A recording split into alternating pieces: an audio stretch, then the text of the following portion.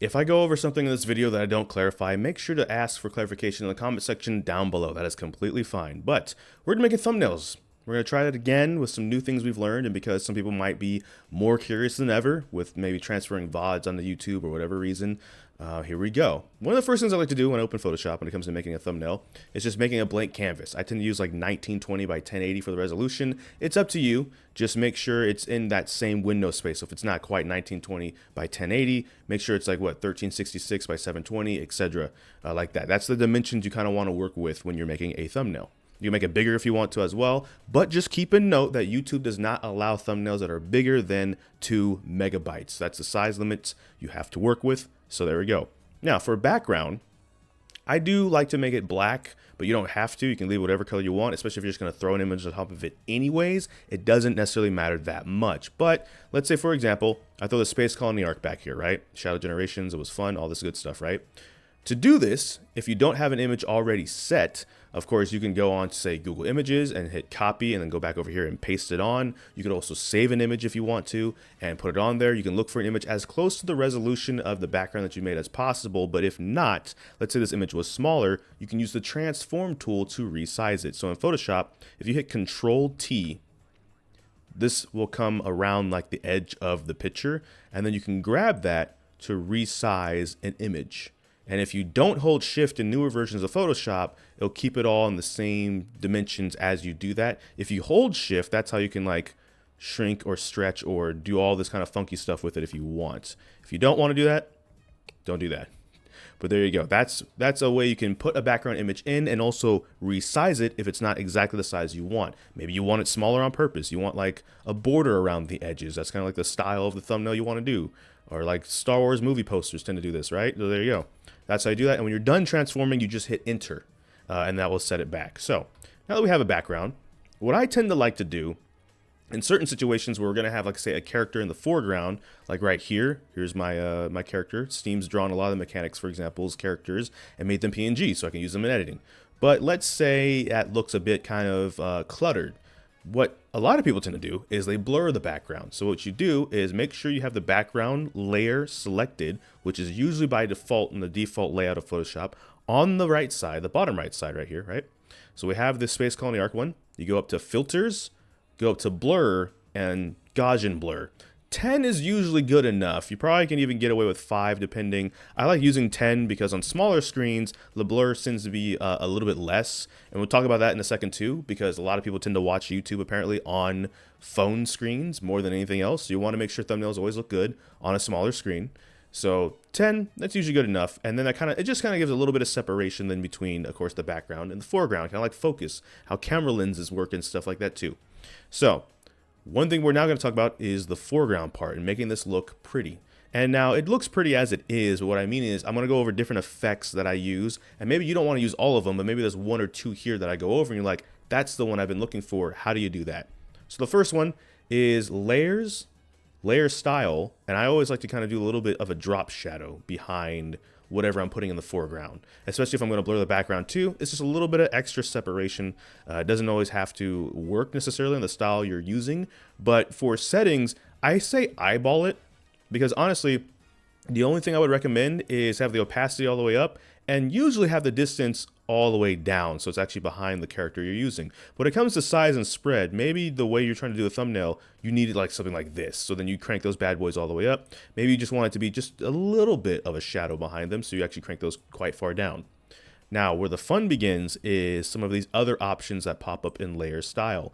Ones that I tend to use quite often, for example, is outer glow. So outer glow, crank the opacity up, leave the noise down. For the color scheme, that kind of depends on the character and maybe what you're going for, again, with the style of the thumbnail. So for this one, we're going to go with red. We're going to actually make it bright red, as a matter of fact. And again, spread and size, a little bit up to you, of course, but the drop shadow does kind of help here. If you take the drop shadow off, it looks like a bit more of like a light red, if that's what you're going for, because it's supposed to be more of like a bright, maybe even neon or something. Take the drop shadow off at that point. Otherwise, leave the drop shadow on, and it'll give it a bit of a deeper kind of color there. And you can crank that spread all the way up, crank the size all the way up, crank the spread all the way up. If it is high, and you want it this high, but you don't like how prominent it is, then of course you can crank the opacity back down. So it's like a slight glow instead of a full-on glow. Otherwise, I tend to leave it in like in the lower parts of these dials here, because what we're also going to do is hit this thing called inner glow, which, as you imagine, goes the other direction. And it's the same thing. Maybe use multiple colors here. We're going to use red again.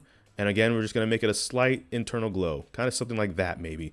This is very useful if you have, say, a PNG image or something where the edges are kind of choppy. This can kind of help cover that up a little bit. This is a bit of a high quality drawing that Steam's drawn, so we don't have to necessarily worry about that for this image, but it is something that you could think about doing if in fact something that comes up and you're like, the edges are kind of jagged and stuff. What can I do there? This is one of those things. You can crank up that. You can crank up the choke a bit to come inside. You can crank the choke all the way up, and then again, turn down the opacity so the glow seems like it's on most of the character, but not too heavy. And there you go. So we're going to actually back that up. So a final thing you could do as well, if you want to, with lining it, is stroke. You can use white and maybe make it more of a glow color. You can use the same, maybe a lighter version of the color used for the glow to make it kind of look like this, where it's more of a, like I said, like a neon sign or something like that. You could just do something completely different. So I can do like a rich orange yellowish color to contrast the red, but still kind of go with the red, and also say the eyes and stuff like that too. Those are all options. Drop shadow, inner glow, outer glow, stroke. Those are some of the main ones. There are other options too, but for a character and not text, that might be good enough for you for that. But let's say, we'll okay all this, but let's hide all those effects right now. Let's say the base character is a bit too dark, right? One of the things you can do, by the way, to check out how it looks like on a small image, of course, you can zoom out. You can also hover over where you have Photoshop open in your taskbar at the bottom, and that's a good indicator too. Like right way down there, yeah, the background's blurred enough, and the foreground's kind of there. If we turn back the effects back on over here on the layer tab, you can just hit the eyeball to hide stuff individually or the whole thing.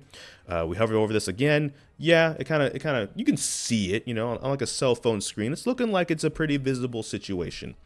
But let's say you thought the base image was kind of dark, right? One tip or one trick you could try using is go up to the top, hit image, go to adjustment, and you're looking for brightness and contrast. There's a couple of these we're going to get into, but this might be the only one you might need, so we'll start with that.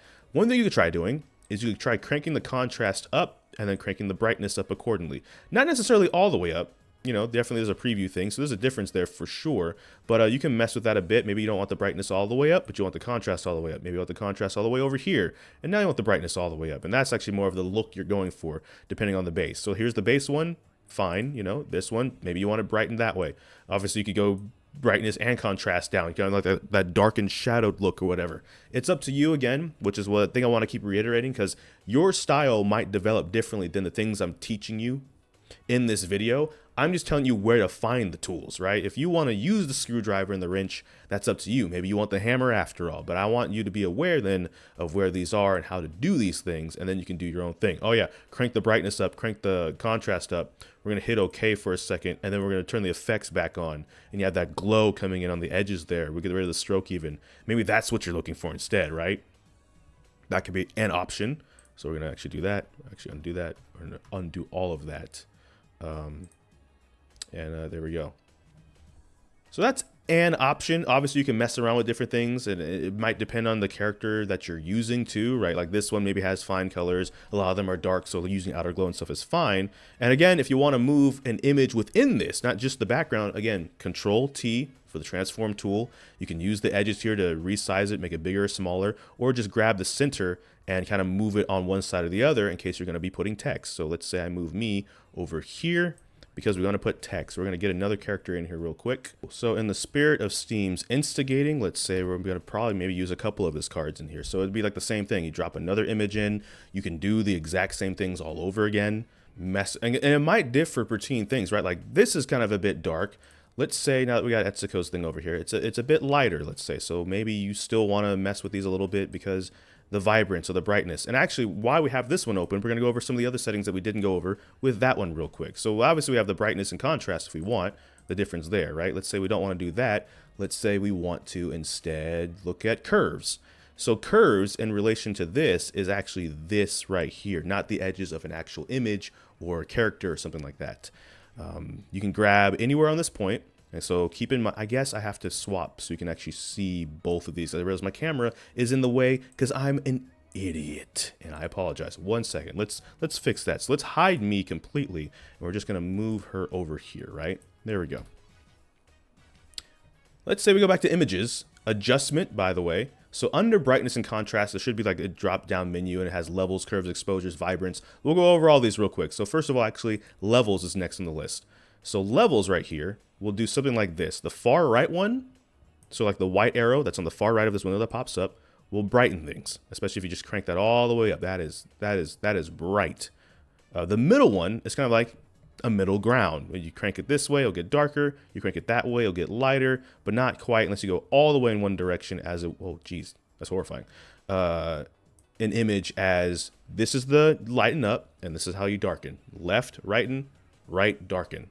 I know because the camera is flipped like that, my fingers probably went the wrong directions relative to you, but that's how it works. And the far left arrow is just for darkening stuff. So if you want to darken a little bit, or you want to darken all the way to the silhouette thing, there you go. That's what levels would do. Image, adjustment, curves. That's where we're going to. So curves, right?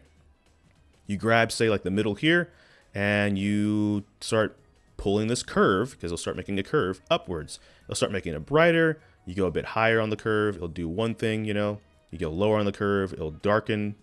You go all the way on the other side of the curve. It'll darken like this, for example. And this is more of you, what you're wanting to do, and your eyes, how you're eyeballing it and want something to look. So maybe you want something to look like this.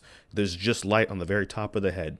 Maybe, I don't know why, or maybe it's kind of like this. It's kind of like it's supposed to be like a mystery when in the thumbnail or something like that. It's up to you, again. But again, I'm showing you how to do it, kind of what it looks like, maybe what it does.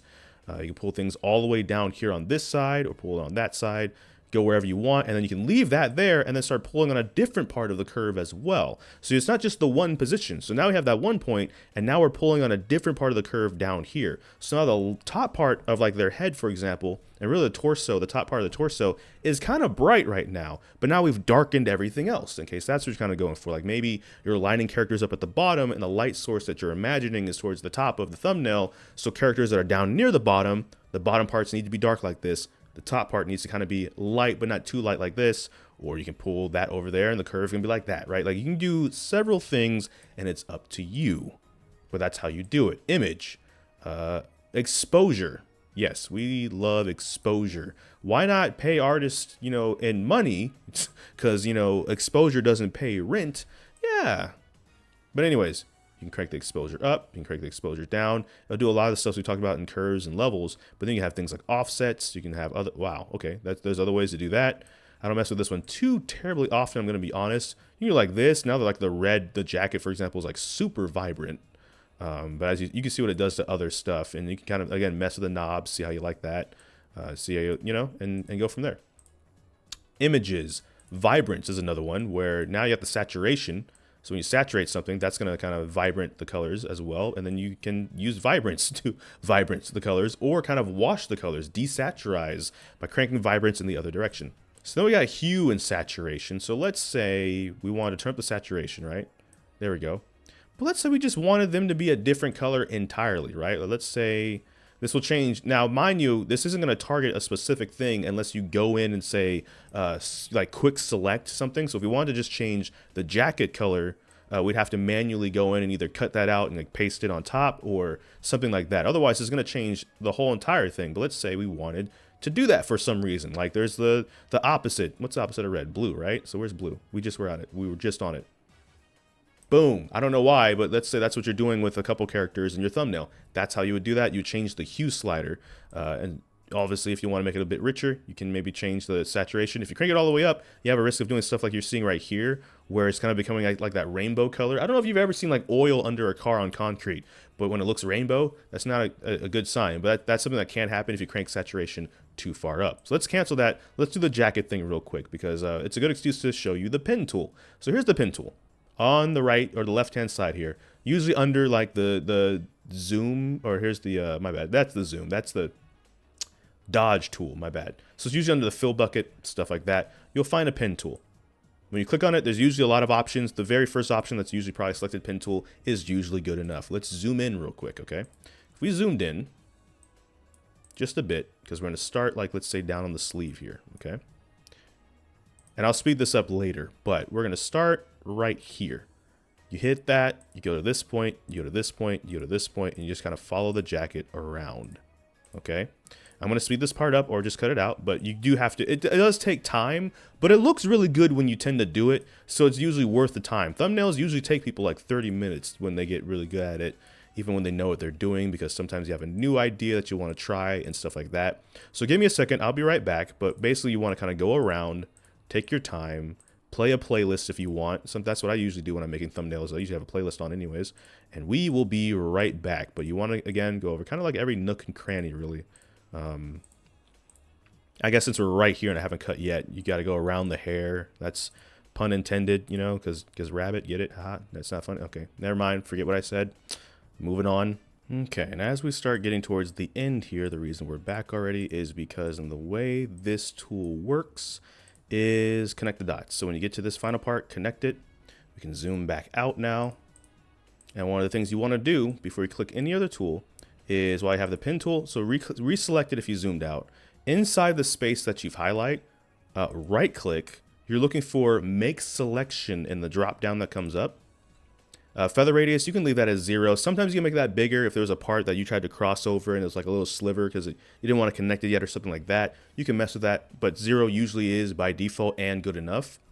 You hit OK. Now it's basically like quick selected just that part. And so again, within it, we can go copy, paste.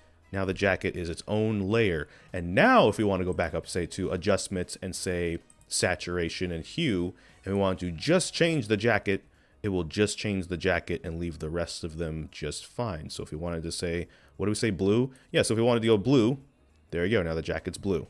If we wanted to go any color, really, there you go. And as a matter of fact, you know, if I was better at pre-planning this, which I kind of did pre-plan this, but nonetheless, this is exactly why I chose this, is to give an example of the pen tool, because again, if you're cutting an image out of something, like if we cut the arc out of the background, for example, because the quick selection tool was horrible at separating the blues and grays of the arc from like the blues and grays of space that it's in that image, that could be a problem. But the pen tool, again, it takes time, yes, but it is usually worth it, because look how great that is now that we can just change that color without changing the rest of it.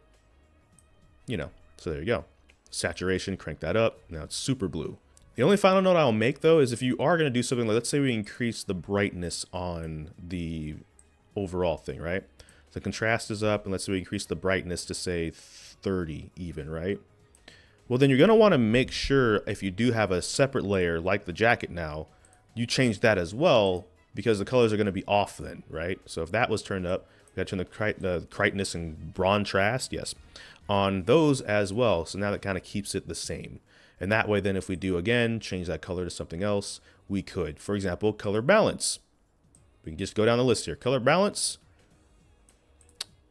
We're going to use the base of it for this one. So here we go.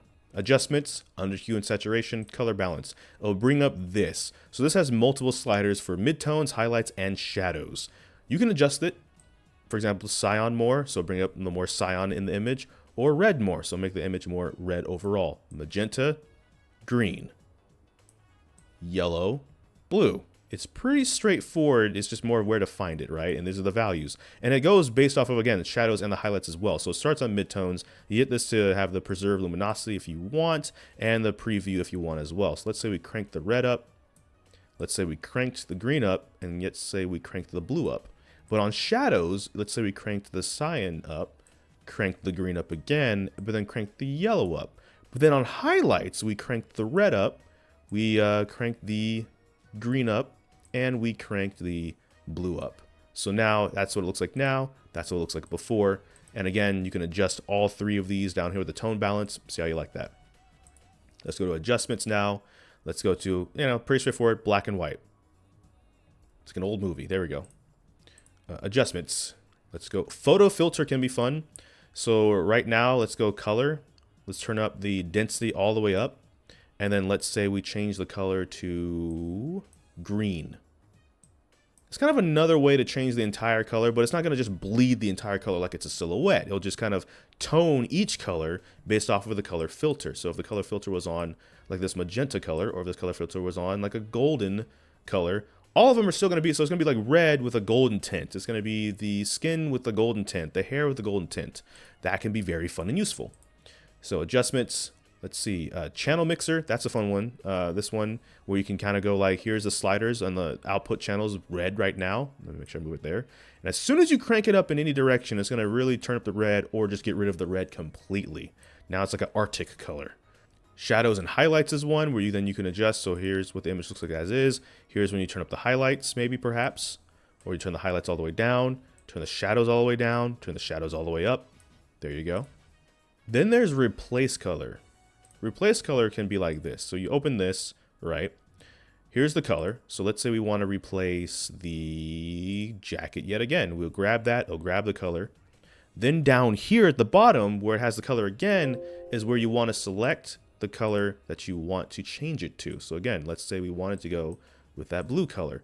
Now the thing is, when you do it this way instead of the pen tool way, you do run the risk of any color that's even similar to this regular color will get some changes. So as you saw, not just the jacket changed, like the inside of the ears changed, the hair even kind of changed a little bit because they're all kind of on the same spectrum. So it's going to change all of that. So that's something to keep in mind if you do that way. Otherwise, we would say try grabbing this light blue color instead, right? We grab that. Let's change the color here to red. Now I didn't, oh wait, I got to turn the preview on, my bad. Now I did that, so it turned like these parts, you know, red, the eyes red, that red. That is something you run the risk of. Everything that's even kind of similar will possibly change, so keep that in mind. We try to change the color of like down here.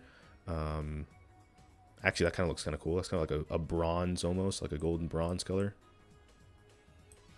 But same thing, but also keep in mind it will possibly change everything. So that is something to look out for. Let's say you did want to add some text. So over here on the left side again, under the pen tool in this version, right, is the horizontal type tool or the text tool. So what we're going to do, let's say this is a verses because I mentioned semen instigating. So we're going to actually just mimic that right here. So we're just going to say the word verses, right? Whatever the text color is will be by default. Boom, you have your text. You can change the font in the top. So under all of the upper tabs, when you're on the text tool, should have like font. It should be if it's bolded or regular or sharp and things like that. Should have it if it's centered or if you want to move it center right, center left, etc. Stuff like that. We're going to highlight it by clicking and putting it over, right? And we're going to go up here. I'm going to leave it on Acme font, but there's a ton of fonts you can go through. And the nice thing about the newer versions of Photoshop is as you hover over something, it'll show you what it looks like. Because obviously it has like the little preview here, but maybe if it's a little bit hard to see, you can just hover over something. It'll actually show you exactly what it's going to look like when you try and put that in. I'm going to keep the Acme one. That one's fine for me. But if you want to change the color, you know, hover over it, highlight it, and then let's say we change it to white. Okay. I'm going to show you a couple different ways to do text that I like to do. And then if you like any of them, feel free to use them, of course. It's not like I own text in Photoshop. But when you're over the layer, so the text layer is highlighted, right? You don't even have to necessarily highlight it at that point. You go up to layer, layer style. And remember the tools we used earlier? We can use them again. So we can give this bad boy a drop shadow. We'd say that's good enough. We can give that an outer glow. Let's say we want red because it's a versus situation, you know, lightning, you know, all that stuff. But let's say you actually wanted two different colors. So under opacity and noise has, of course, the color, but then it has this right here too. And what you can do here is you can click on this, and let's say we wanted to make it red and blue, right? It's kind of hard to see, unfortunately, because the background also has a lot of blues in it. But now it's red and blue around verses. So you can actually do multiple colors and kind of, you know, pan that out how you want. I'm going to keep it singular colored actually for this. So we're just going to keep it with just the red, and we're going to spread it maybe a little bit and maybe do like that. Actually, I'm going to see if I just change this just straight up to red, if it makes it, you know, even more red, which it does, you know, and there you go. You can make it softer. Again, you can crank this all the way up and then turn down the opacity if you want it up on purpose. But one thing that is kind of cool to do, or can be cool to do, is this look where we got to change the text color.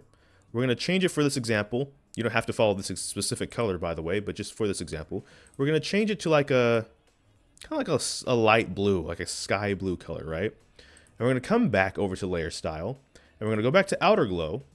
And now we want to change this to a light blue. It doesn't have to be super light, you know, it doesn't have to be all the way to white even, but like a light blue, basically in the same, if you can, spectrum as this, and then crank it up to a higher, hit it with that inner glow. Same thing, take that base blue color, try and replicate that same outer color that you use, as a matter of fact, and then adjust things like the size and the choke. And then what you can do is you can kind of make it look like the colors of the letters are making the letters glow. And if that's not enough, you can go to stroke, maybe hit that with a white outline for again, I keep calling it neon glow. That maybe not the right term. Turn the size down a little bit, and basically kind of make it kind of come in a little bit on itself like that. And that can look kind of nice. Again, hover over the preview image, and you can see the verses. It's pretty clear to see down there. You can see both our characters right now. The Space Colony Arc's behind us for whatever reason. I didn't really think about that part too much, actually. I was just thinking about a nice, high-quality image. But that's cool and all. But let's say you wanted to stylize the text even more. So let's say we're going to do the verses again, okay?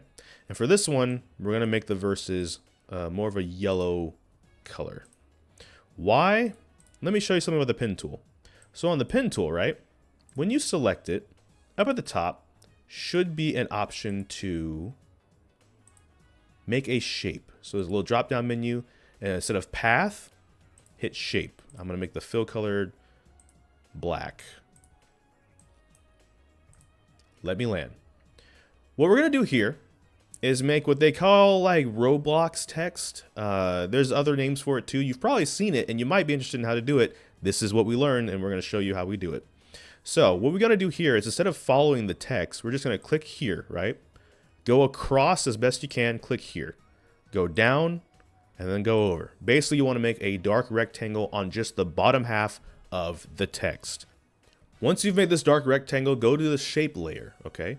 Turn the opacity down to about 20%. You can maybe risk 25 for this, depends on the colors too, but I would say usually around 20 or lower is best. Depends. Then on that shape layer, create clipping mask. On the shape layer again, right click and convert to smart object, and then hit shift, click the shape layer and the text layer, right click and merge layers. It's somewhere here. Yep, merge layers. So now they're all one layer. And so that works for this next step where now we go back to layers on the top part here, layer style, and you're going to want to go to inner glow. Now on this inner glow, you're going to want to right click that yellow that was the top half of the color, not the bottom half. Make sure it's the top half color, whatever color you're using. Okay. You're going to turn the size like all the way down to like a little bit. I'd say maybe 10 at most, and then you're going to adjust the choke. And what you see this happening is now it's taking that top color and outlining the bottom color with it. So we have this kind of like two-tone look. We're not done yet though, but that's how we start this off, all right? Next, what you're going to want to do, or what I like to do anyways, is after doing that, drop shadow. But with this one, we're going to turn distance down, we're going to turn size mostly down, we're going to turn spread all the way up to about 100, and I'm going to say size 15 is about good enough for this. Okay. Now this is where we're going to get a little tricky because for stroke, I like to use white, but I like to have the stroke color on the outside and not the inside. So one thing you can do if you want the stroke on the outside and you're having a hard time figuring it out is you can just duplicate the layer. So shape one, right click, duplicate layer, and then on whatever one's on the bottom, you just go back to that one. Go back up to layer style, stroke, and then we're going to make it white. And since the drop shadow is 15, just make sure the stroke is bigger than 15 so it's visible. So we're going to actually go with double the size, so we'll make the stroke layer 30. And now that's how you have the Roblox style text, and you can do different colors. So the top one can be white, the bottom one can be gold or red or whatever you'd like to use there. Both can be the same color. That's kind of like how people do that though, by the way, if you've ever been kind of curious. And of course, if you do duplicate the layer to do that, you know, fix around in case you can't figure out or it's just not working for some reason. Trying to make the, you know, white on the outside. Obviously you can make the drop shadow white, for example, and do it that way and make the stroke black. So that's an option. I wanted to show you this way because in older versions of Photoshop, you might have to do it this way. And I'm kind of trying to be kind of thinking about how older versions might work too. But if you want to do it off of just this, then what you could do instead, you know, layer, when you go to make the drop shadow, right? There has like the blend mode. So we're going to turn this to white. We're going to, for now, turn the stroke off so you can see. So see how this is now white. If you want this to work, what you could do is have that be the same. So change the size to 30 on this instead. And then we go back to stroke, make the stroke color black, and then switch this down to 15. So that's another way to do it. That should work. It just, for some reason, if that doesn't work, because I've seen Photoshop sometimes get funky with people in the past in all kinds of weird ways, that's another way to do it, is you just duplicate the text, and on the bottom level, make the stroke bigger than whatever you make the drop shadow. So we used 15 and 30. So as long as the 31 is on the back and the 15 one's on the front, that will do it for you every time. But just, that's something to keep in mind. So we actually kind of don't need this one. And then again, if you want to make the text bigger, Control T will work on text as well. And then you can make that a lot more bigger. And now it's a versus. Dun dun. What are we versing in? Who takes better care of their chow? Which I would lose this one for sure. But that's one way to make text like that. We showed the other way with the glow and stuff like that as well. Now we're going to work on backgrounds a bit more. Because what if you don't want just a blurred background? What if you want more going on in your background? I got you covered. One of the first things we're going to do is we're going to bring back the Space Colony arc without it being blurred. And the reason we're going to be doing that is because there's a couple things we can do here. With the people in the foreground even, right? And the arc in the background like so, okay? One thing we want to do, have this Space Colony arc, or whatever image you're using, of course, highlighted. Obviously there's blur, but one thing you could try doing if you want is more of a radial blur situation. So in blur, instead of Gaussian blur, maybe you're going to like radial blur, where you take this, I'd say make the blur method zoom, quality best, and crank the amount up to at least 20. You can experiment with it on, how you kind of want it visually, but you go like that, you kind of have that blur effect in the background where it's still blurred. You can still kind of clearly see the arc between us and stuff like that too, and that could be an option. On a smaller screen, maybe not so much because it's not really that visible. So Control Z, by the way, or Control Z is how you undo stuff, by the way. I should have mentioned that a long time ago. Also, a lot of the methods we talked about when it comes to image and adjustments will work on backgrounds as well.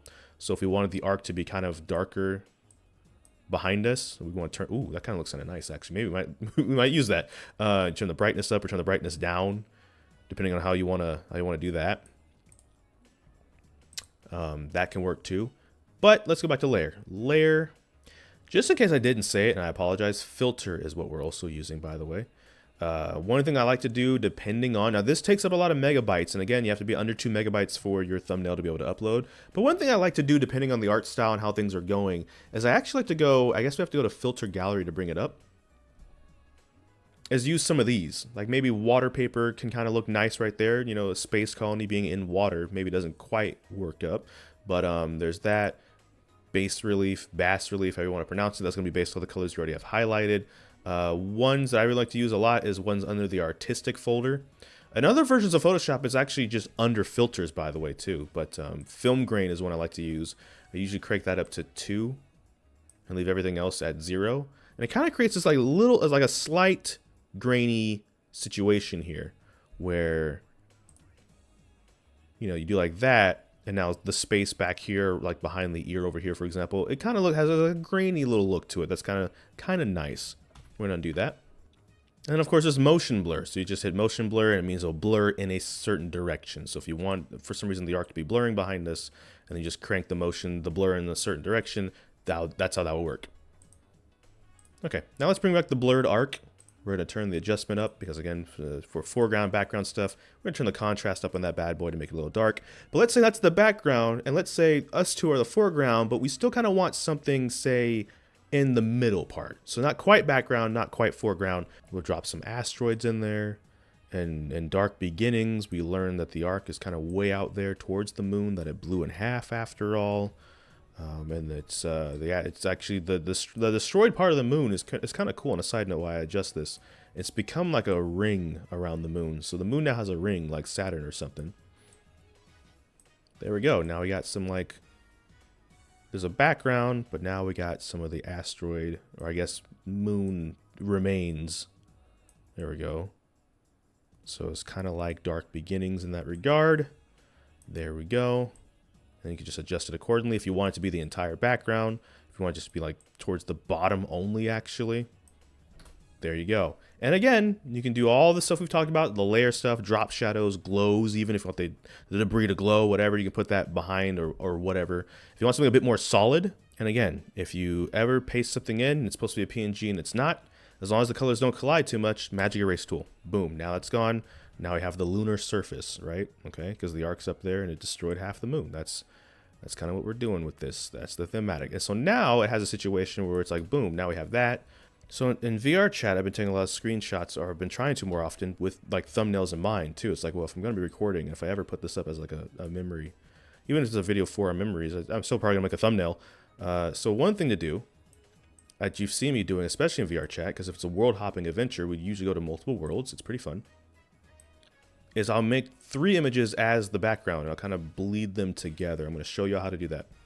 So Battle Disc Arena, then let's say I put steel and gold on top of that, right?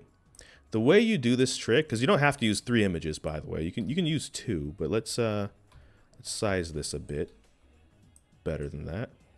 Is what we're going to end up utilizing here is what's called a fade. Unlike the haircut, though. But much like the haircut at the same time, the tools we use here is a bit different. So on the bottom layer, so we're going to leave the battle disc as the bottom layer, okay? For steel and gold, what we're going to do is we're going to come up to layer. You're looking for something called layer mask. And then from there, you want to hit reveal all. Then come over to the fill bucket tool. When you click and hold on it with the left click, you'll see something called the gradient tool pop up. Now what you're going to want to do, in at least newer versions of Photoshop, depending on what part you want it to be faded on, is grab outside of the image, so on the left side over here, right?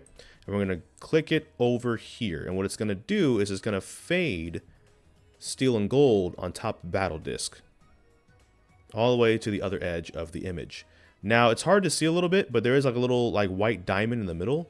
You can use that to kind of adjust the fade here.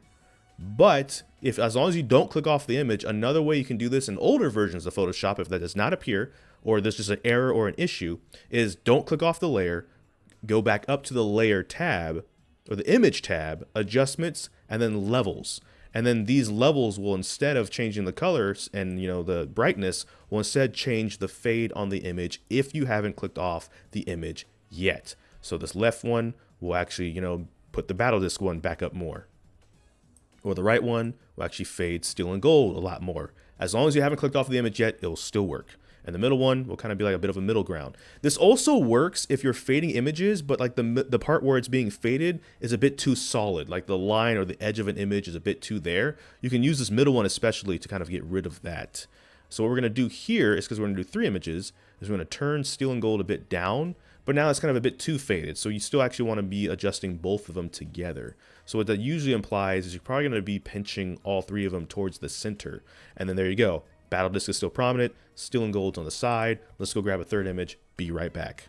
We paste in our final image. Let's say you use New Year's Eve, right? And then it's the same thing. Layer, you're looking for layer mask, reveal all. And then you do it from the other side. So gradient tool, but you go from the right side if you want it to be faded over on the right. Click again outside of the image. Drag it over. You can drag it all the way over if you want. And then you can use the white diamond to adjust stuff if you want. Or while you still have the image highlighted, go to Image, Adjustment, Levels, and you can do it that way. So let's say we want to crank that down, but obviously not too much faded, so we crank that up. Don't crank it up too much, because then you have this weird fuzzy line in the middle, so you obviously want it to be faded. So then suddenly, boom, that's how you get like 3 images. So whatever image you want in the middle, you put that on the back of the 3 images. And then the ones you're fading, you put that on the sides and you fade them together. And then boom, we can bring us back. And it's like, surprise, VR chat suddenly, and then there you go. Then let's say on the top of the 3rd image, we wanted to use the anime speed lines, but it comes in when we paste it in with the black on the back. Again, magic erase tool. Again, then we get the transform tool, and then we just kind of line it up with the edges if we want. We can do it manually. We can do it, hold shift if you want to do it this way, where you kind of stretch it, boom, boom. Now the speed lines are there. If you ever want them a bit more prominent, what I like to do is I like to actually just duplicate the speed lines. Hit Control T again, and then just kind of swap it over. So just take this and, my bad, transform, take this, drag it all the way over here, take this edge, drag it all the way back over here. and then take this edge and then complete it. And then there's like a bit more lines going on. Highlight both of them once it's transformed. Merge into one layer. And then what you can do, again, I'm doing a repetition thing, because repetition sometimes helps things kind of get into people's minds, right? Layer style, and then you can hit those with some, outer glow. Like maybe you want those to be red, or maybe even golden to contrast the red and the blues that are already present. Turn the spread down maybe a bit. Inner glow, same thing. Turn it up, actually turn the choke down quite a bit. Turn the size up, that now the speed lines are in fact more of a golden color even behind us. And then you can use all kinds of stuff. You can blur the background images, you can merge them all together if you wanted to, and then blur them, and then boom. These are just different ways. You'll find a way that works best for you, but these are some of the tips that I've been using to make thumbnails, and some new things I've even learned in the past year that have been kind of very useful.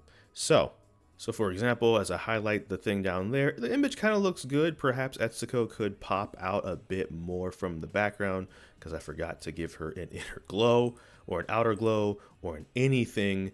My bad, fam. I forgot how to do everything suddenly. Repetition, right? So again, drop shadow. Gotta turn that back down to this. I can just leave the jacket like that if I wanted to, right? But for the sake of this, because I might just use this as the thumbnail, we might mess around and find out. We'll merge it. So just make sure to merge, right-click, merge layers. Not merge visible layers, merge layers should be the one to do it. Because if you merge visible layers, every layer that's visible will then get merged. And you're just trying to merge the layers that you highlighted. And even though you highlighted them, sometimes they'll still merge like every visible layer, and that can be a bit annoying if you catch that too late that you're not able to hit the undo button. Oh, this is something that actually is good. So as I'm trying to put a stroke on Etsuko here, right? You're seeing little, I call it like little bubbles or artifacts, whatever you want to use, around certain parts of the image here. Here's a fun tip that's useful for not just this, but even when you get a PNG, if the images are a bit choppy still. If you've ever done the thing where you got a PNG and you put it in another image and it kind of has like, I guess like white on the edges or like white specks or something like that, this is something that can kind of work for both this and also this stroke here, right? So on the layer, when you have it highlighted, get the magic erase tool. Don't click this specifically, but make sure you're on the layer and actually just click somewhere in the background and just kind of constantly click on that. And that will actually eventually go away. And it'll clean that up for you just by mashing a couple clicks on there. And now it's all lined and it's perfectly fine. And I think I might actually leave that like that. I'll leave me with the red and like the gold, and I'll give them like the red and the white. So I'm going to show you one more thumbnail style to make, but I kind of want to just go over, for example, New Year's. So we did recently the New Year's video. This was the thumbnail for the first one. I made a black background. I took the image of the model that I messed up and then put has rights, because Steam mentioned that in the video. And sometimes that can be good enough. It depends on what it is you're actually trying to do, right? Because in part 2, obviously with, Digicon, stuff like that, what happened unfortunately, and the whatnot. So we kind of put this together. So I took a part where we were all taking a group image in front of the poster of him we got put up. And, there was that. So that was very a digi-centric thumbnail. So one thing I also want to mention too, though, why I have this one is you saw me just do the fade and stuff like that too. You can do that on images, not just background images. So what I do is I actually made these lights by just having like a solid color and then kind of making more solid color layers on top of that, transforming them to angled so it makes a triangle, making it all one layer, nuking the sides. So I had a PNG of just like this kind of like God ray essentially, and then you make it a color and then you just fade it, and there you go. Use the layer adjustment if you want to, whatever, the gradient tool, etc. And that's how I do that. I've done that a couple times, and that's how. And then you just clone it and copy paste it, go around the whole thing. And then there's this one too. So this one, I don't think it's as visible on smaller screens. It's fine for me though, because I wanted to experiment with it anyways. But it's like we use what's called noise under grain. And then what we did is we motion blurred it side to side. So it kind of has like this TV static look to it a bit. And then we used an inner shadow instead of inner glow on the edges. So it kind of has this look to it, right? So that was the idea behind like the more recent thumbnails we've done. Now let's go with the movie poster idea.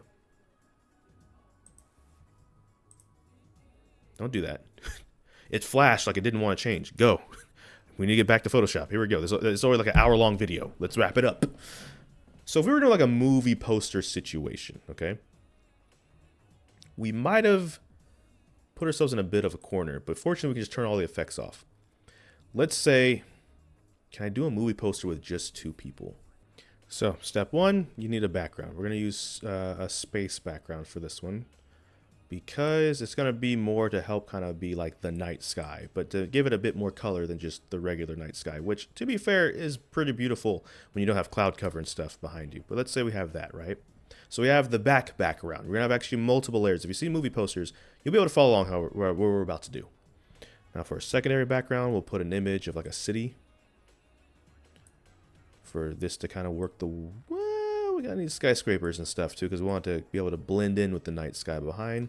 So what we're actually going to do, layers, layer mask, reveal all, granite tool, which is where the fill bucket is.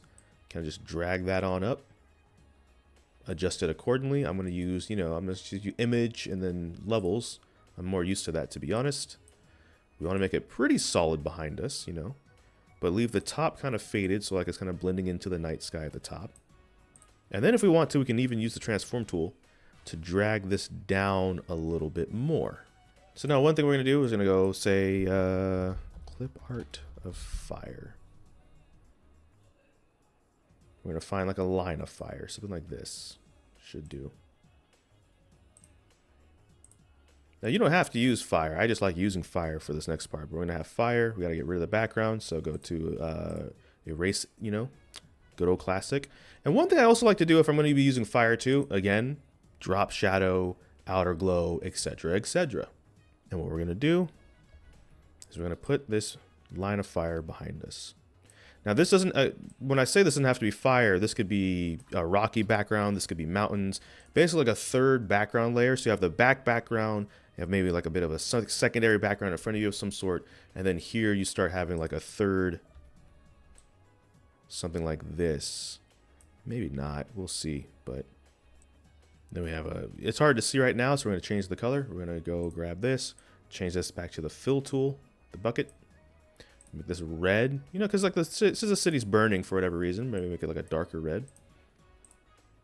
And we're going to drag and put this now in front of the fire even. Now at the bottom here. Now all this is supposed to be foreground stuff. So what we're going to do now is move the fire and the buildings up above us even. For the text. And here's the thing, if you're going to have text that's multiple, like, rows, I would recommend making 2 different text levels then. And the reason is because then you can, when you go to transform it, you can transform each individual one if you want them differently sized. Like if I want this top one, which is only 2 letters across, to say no, but I want this bottom one, for example, to say bully, but I want these to be the same size, I can now go back to the no layer, hit transform, and make this bigger until it's roughly the same size as the bully below it. Which wouldn't be as possible otherwise. So let's apply some of the stuff before. Like let's do the glow stuff. Then we can take these together. Let's say that's the title of this feature. Then, of course, like in a movie poster, you need the names of the production and the people in the movie, so just throw the moon in the background real quick, because why not? Then I can turn the effects off of both of us, and then I can make, say, one side more red than the other. That can be a neat thing to do. So since we have the moon in the background, right, let's say we copy the moon, right? We duplicate the moon, 2 moons, and then we go back to image, and then we go back to, say, photo filter, right? And then we grab this blue color right here. I have to manually do it. Why not? That'd be too easy otherwise. We turn the sucker all the way up. So that moon is more of that color. And let's say we duplicate the moon again so I don't ruin the original one in case I don't like this. And we take this middle one. Same thing. Image, adjustments, photo filter. And then let's say more of a red, maybe even more of like a cyberpunk violet color. And same thing where we layer, Layer mask. Reveal all. Fill bucket. Gradient tool. And we do like that. Now the moon is like a two-tone color. And what can be cool about that, if we like how that looks, is then you can do the same thing for the actual characters. It actually doesn't look good on either of us, so we're gonna not do that. That's one thing you can do though, is you can duplicate the characters and start doing that. One thing you could just straight up do to match the colors is, of course, just photo filter as is on the base level, on the base layer, I should say, and just call it good.